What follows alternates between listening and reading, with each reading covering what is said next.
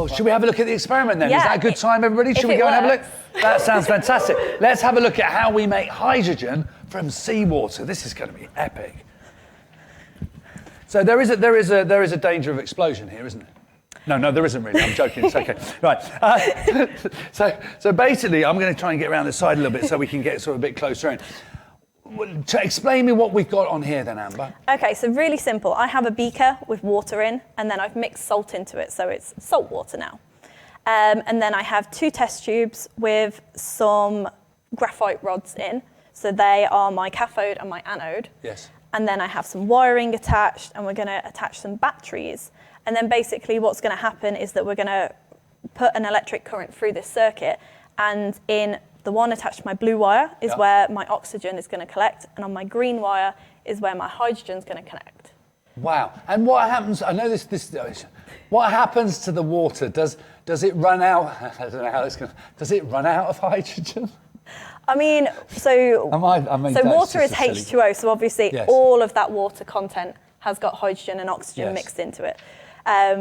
So, you know, this is a amount of water, but if you think of the amount of water and the sea span, like we can so easily extract hydrogen. And so as you're making hydrogen and oxygen, is the water going down a little bit? So, yeah, what you'll see is in the test tubes is water. As the hydrogen gas escapes, the water level in this test tube will go down. Right, brilliant. Well, should we start? Are we all ready to have a look at this? We're going to actually make some hydrogen here in the studio. Right, so Amber, take it away. It might take a little bit of time to collect, so we can keep talking. Oh, brilliant. So the batteries go on. They're in the batteries parallel, go on. Oh, look at that. And then you'll see that... Whoa. So what are the bubbles coming off on that side there? So the bubbles are hydrogen, and obviously I'm trying to collect You're trying to collect some of them in there. I get you. But what you'll see is the oxygen there's side, little bubbles as well. little bubbles, whereas on the hydrogen side, it's a lot more. And what are the little bubbles on that side? Oxygen. So this is oxygen, and this is hydrogen. So you're getting twice as much hydrogen as oxygen, because that's why it's H2O. Yeah, exactly. So to speed up the process, I've actually attached 2 batteries to try and get some speed into there. Yeah. But you'll already notice look at it. It's that probably it's going filling down. up, isn't it? So we started with the water about at the level of the cardboard. Yeah, so, and now we've doubled that up, haven't we? Yeah, so if we let it go down a little bit, and then we'll And then what are you going to do to prove it's hydrogen? So if we're lucky, we might be able to use this and... And that is a... It's probably got the safety catch on. Oh, it's got safety catch on. Safety first. Oh, yeah, it's just a lighter. I thought it was going to be something exciting. But look, can you see how far down we are now? Yeah, that's true. But if you're going to try this at home, which is quite complicated, which is why Amber's here doing it for us, obviously, if you're doing this at home, make sure there's adults there. You know, please don't get a load of batteries out and start sticking them in salt water. And if you're going to use anything with a lighter, absolutely make sure that there's an adult around. That's your warnings, okay? So don't be doing it unless there's a parent. Great. Amber. Are we there yet, do you think? It's about 3/4 full, that we're tube down now. Here, so if we just give it maybe we can give it a minute. 5 more now, seconds. the oxygen side, okay, if you took that out, is there a test we can do for oxygen?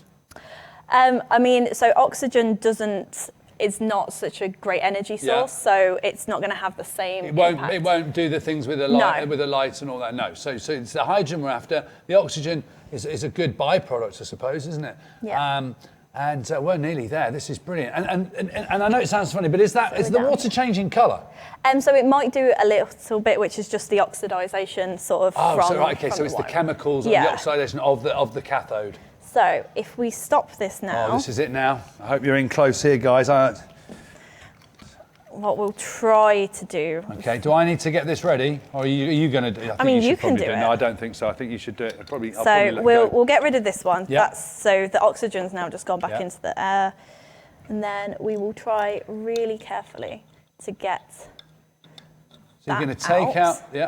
All right, okay, Brilliant. And now you're putting your finger over it. Can I help at all? Yeah, so if you have the flame ready. No, I'll put the thing on, right? Right, here we go. You ready? 3, 2, 1. Oh! Oh! I hope you got that. That actually worked, didn't it? It worked. That made me jump. Well, I wasn't expecting it to work somehow. I don't know why, but we should never have doubted you, Amber. That was absolutely brilliant. So we ignited the hydrogen, and that's the bang you were talking about in your suck.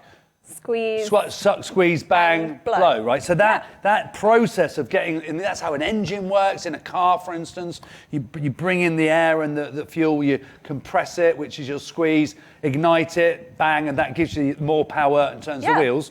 So that was the bang bit, and we've just done that with hydrogen. And the only thing we got in the air there was some water vapor at the end of it. Yeah, so we just demonstrated that from a really tiny bit of hydrogen that we managed to create power, because you saw that in the flame and you heard it in the noise. So therefore, imagine if we had a huge amount of hydrogen, how much power we could create without damaging the environment. That is absolutely superb.